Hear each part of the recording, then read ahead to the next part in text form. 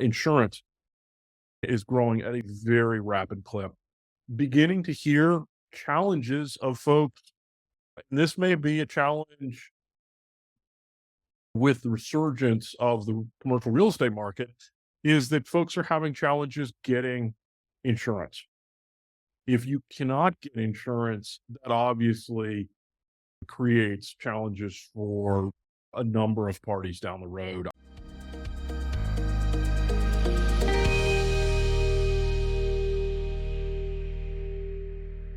This is your daily real estate syndication show. I'm your host, Whitney. So we're back again today with our guest, Brian Bailey. I hope you listened to yesterday's segment. But man, we're going to dive into operations. Man, those expenses are increasing, and he's going to bring some of those things to light, even some things that maybe as an operator or passive investor, you need to be looking towards and expecting that I didn't expect. He's going to talk about today, and he's going to focus a little bit of time specifically on passive investors, as well as we talk about what you need to be looking for in the economy right now or over the next 6 to 12 months. He's going to speak specifically to you, where he gets some of his data from, and a number of different things. Listeners joining us again today, back with our guest, Brian Bailey. Brian, welcome back to the show. I'm honored to continue the conversation. I hope the listeners will go back and listen to yesterday's segment. If you didn't hear it, Brian elaborated on so many things that I know you have questions about right now about the economy, and are the commercial real estate values accurate, and what's happening with the banks. Are they healthy? Are they not? He dove in deep on a number of those things yesterday. We're going to continue today. Brian, I know you need to put that disclaimer out. Let's do that, knock that out, and let's jump right back in. Absolutely. Thank you. Thank you, Whitney. So, just for transparency purposes, these are my thoughts and not necessarily those of my colleagues from the Atlanta Federal Reserve Bank or the Board of Governors. And we're recording this show on September 7th. Awesome. Well, again, Brian, I'm grateful to have you on the show and be able to share your expertise with the listeners. And so, a lot's happened on the operations front as well, right? With operators, the expenses specifically, there's a number of things happening with the increased expenses. I know we're going to talk about a few of those, but why don't you give us an overall picture of that as well? And let's dive into a few of those specifically. Right. I think one of the concerns I've been watching, Whitney, for the last 18 months is operating expenses and their growth rates.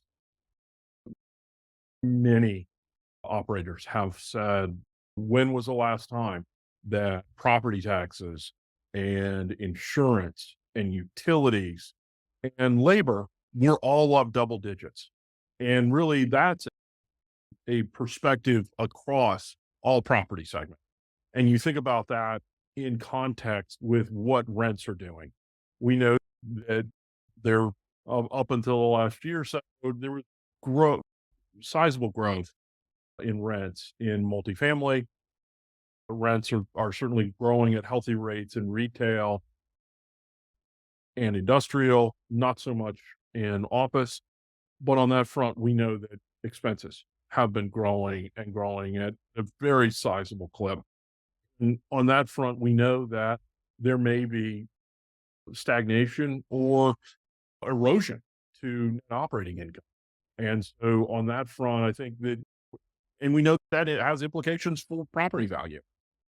So another kind of challenge that the industry has to face when it's trying to accurately gauge what property value is kind of how fast are expenses growing.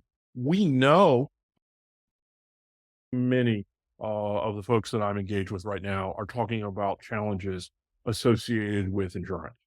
And whether you're on the coast and your rates are up 300%, and that is happening in coastal Florida and coastal Louisiana right now. I'm sure there are other areas, to areas that are inland where it's up 100%, to even areas in the Southeast that are not, or the Midwest that are not impacted by natural disasters where rates are up 20 or 25%.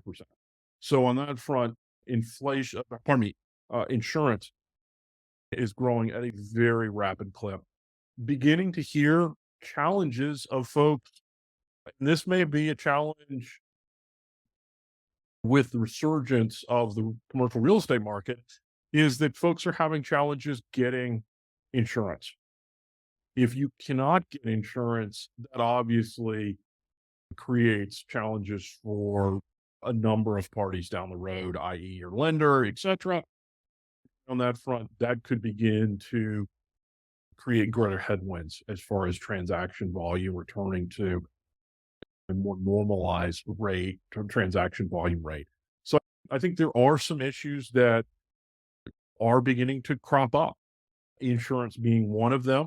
I think another one that we'll have to watch is what are the implications for property tax values, as a number of our large cities derive a significant portion of the city's budget from property taxes, which we know values in commercial real estate are coming down.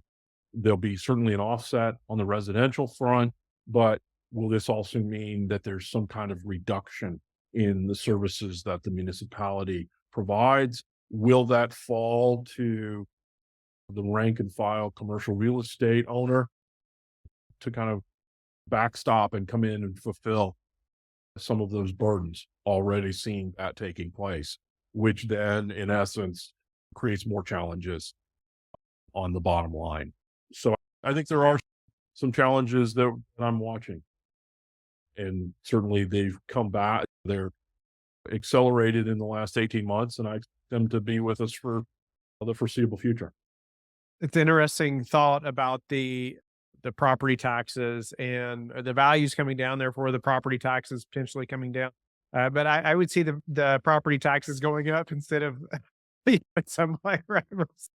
Versus coming down. And you mentioned maybe even the cities then providing less services, right? But because of the lack of income. And there's definitely implications of that, right?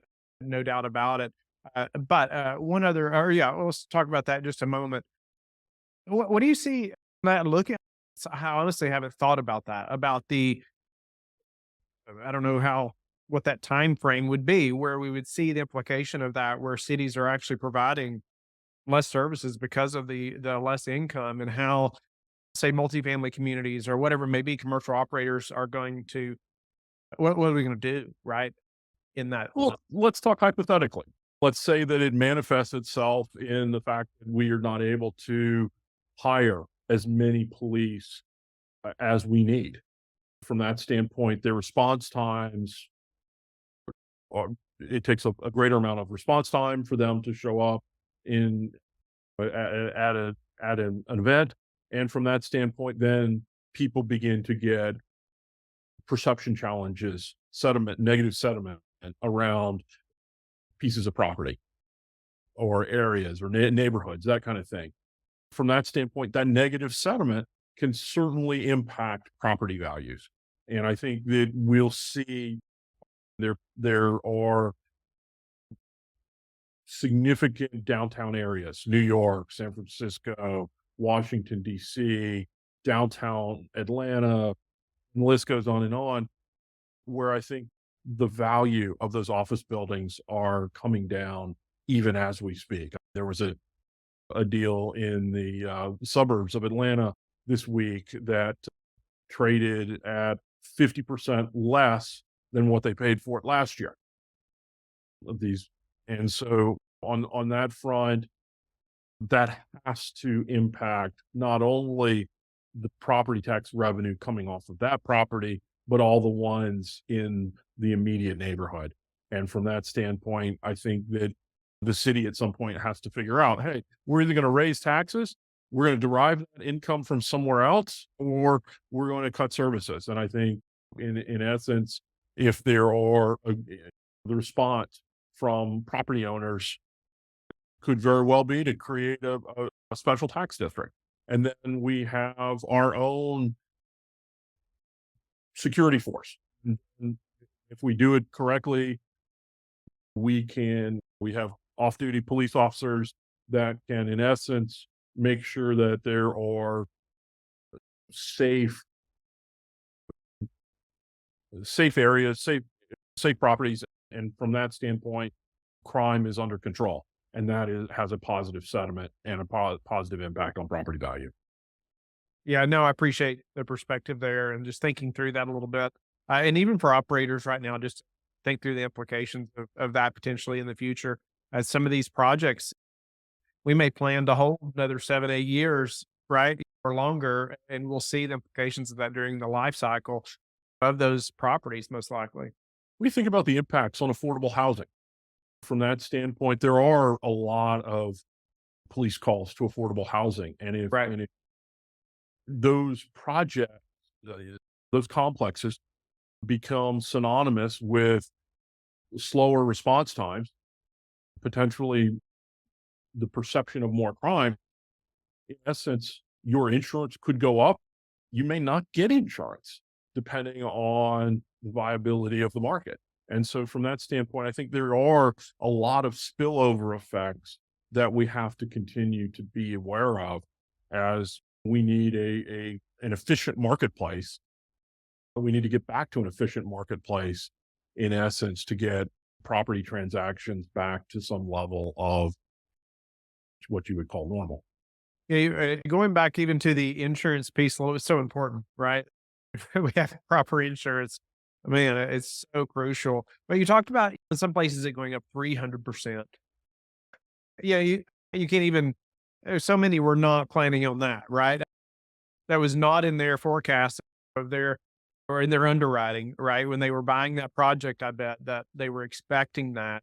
Um, and what have you seen operators or buyers do to combat that, right? Or the risk of not being able to get insurance or any thoughts there? Right. I think there's so many folks who are not expecting that kind of increase. Even we're constantly talking to the regulated lending universe about, hey, you need to stress test. You need to run stress tests on rent. You need to run stress tests on expenses and cap rates and debt service. But in essence, your stress test, if you ran one on expenses, is not going to, it, there's probably a very remote chance that you said, hey, the outside is insurance is up 300% this year. I think that that is one way that I know to kind of manage some of the risk. In essence, if you're aware that the risk can occur from that standpoint, you begin to kind of put your head around kind of the abstract view of risk. If rents can go up, they can also go down. Same thing with operating expenses. We've seen insurance rates during the early 2000s and even the early 2010s, where in essence, rates were up very little, even in some cases declined. Now we're seeing them grow at an enhanced rate.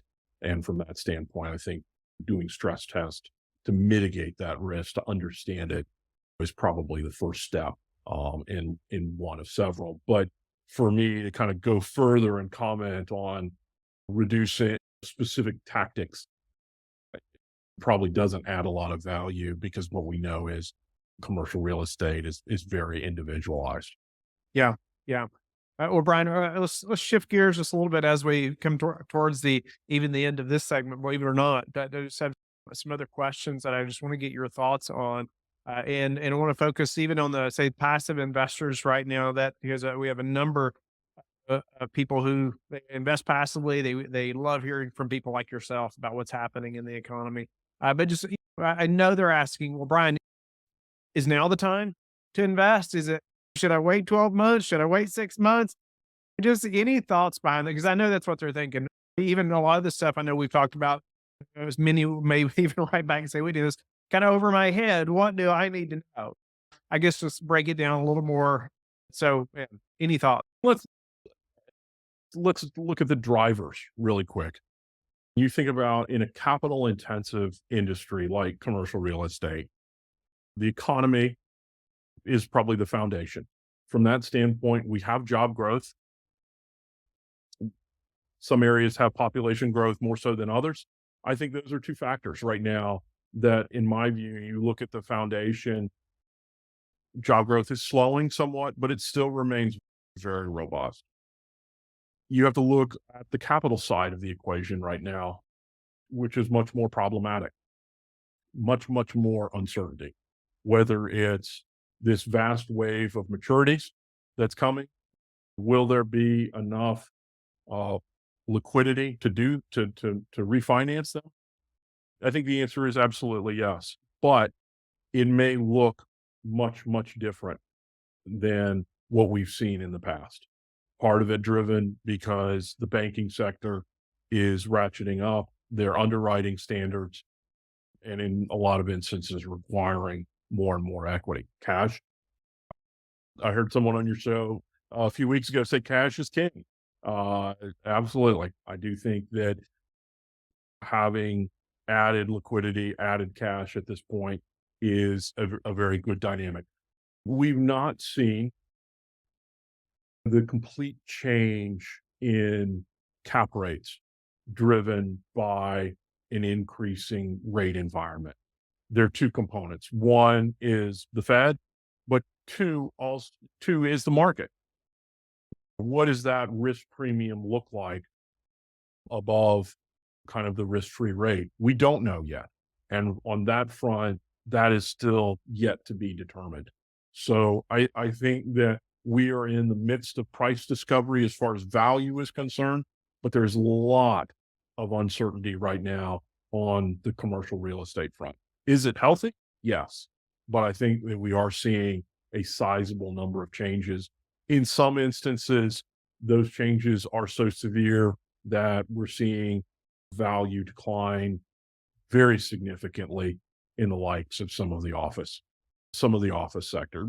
At the same point, I want to be very clear and say that there are some office properties right now that are that they're very healthy, and there are sizable leasing rates going on. So I think unfortunately we are in time from the capital side of commercial real estate where things are much more uncertain.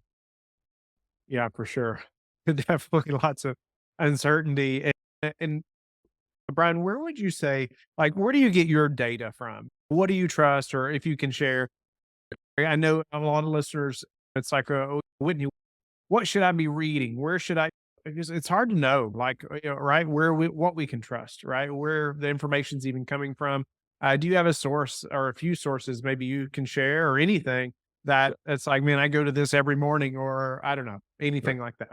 So I'm very blessed.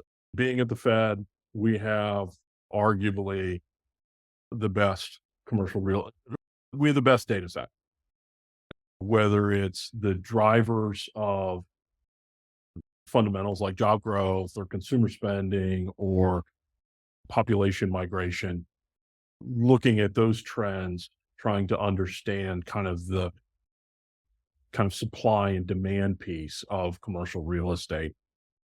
Then there's the finance perspective. And I think that is nuanced, whether it's increasing rates, whether it's the availability of capital, and then there's the settlement.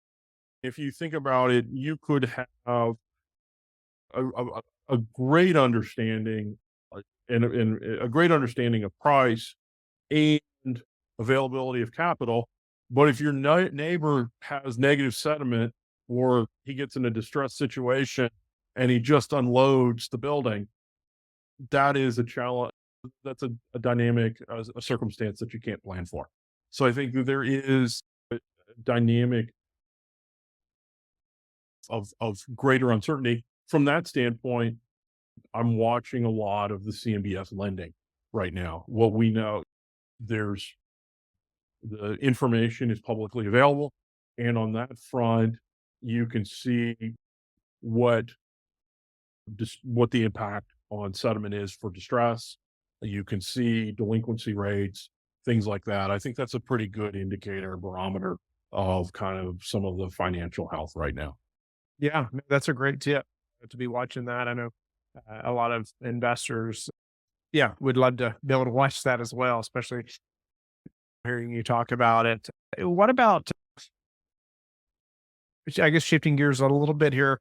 But I always love to hear, on a personal note, more about the metrics that people track. Like what's important to you, what's helped you to be successful. It could be personally or professionally. It could be something that you're tracking in the commercial real estate sector. It could be something how many times you're going to the gym, but anything, metrics that are important to Brian. Right. Absolutely. So a few, right, uh, this might come across as obsessive compulsive, but I have been known to walk the parking lots of hotels at night, trying to gauge what their occupancy what their occupancy looks like. Certainly, I'm a student of kind of retailing, and from that standpoint, I'm looking at as my daily travels, looking at how stores are merchandised right now. I think that retail has come through a significant challenge. The sellers of goods still have some of those challenges. We've shifted away from and gone to the sale of services.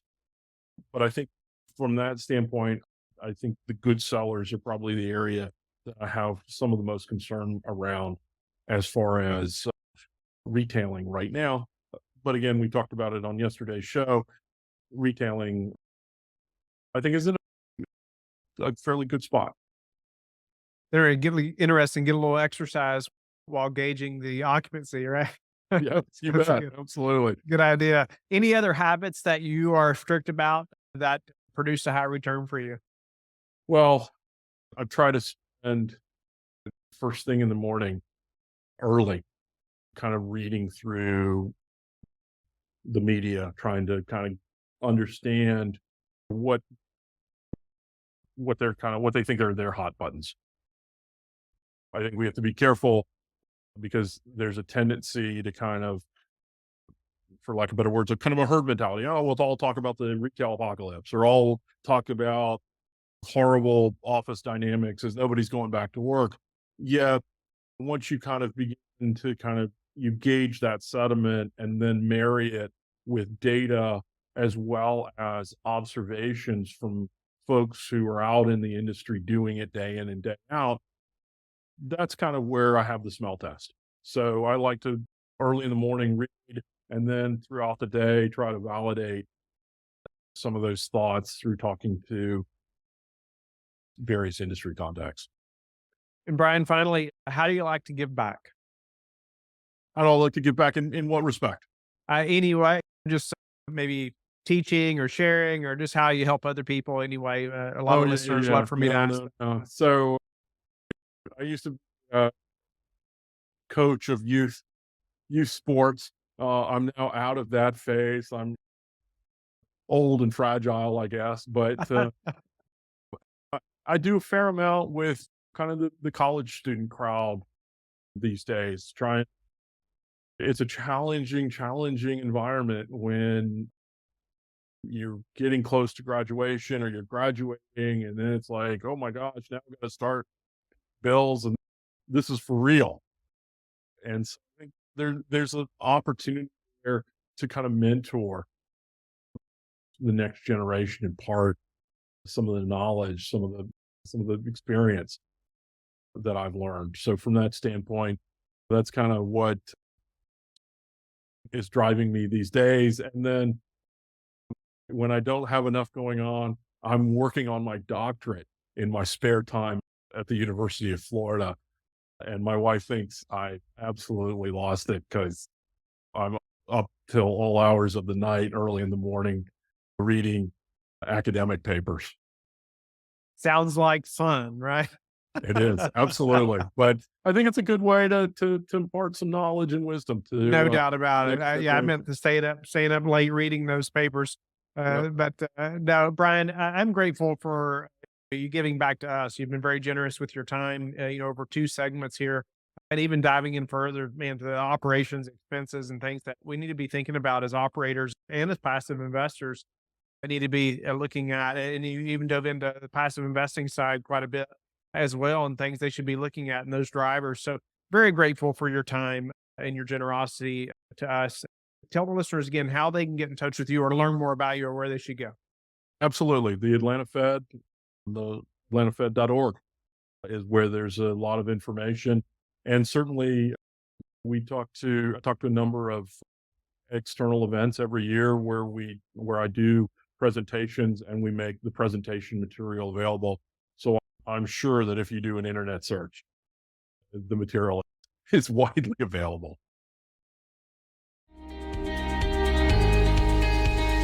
Thank you for being with us again today. I hope that you have learned a lot from the show. Don't forget to like and subscribe.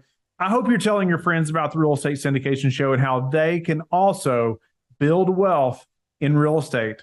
You can also go to lifebridgecapital.com and start investing today.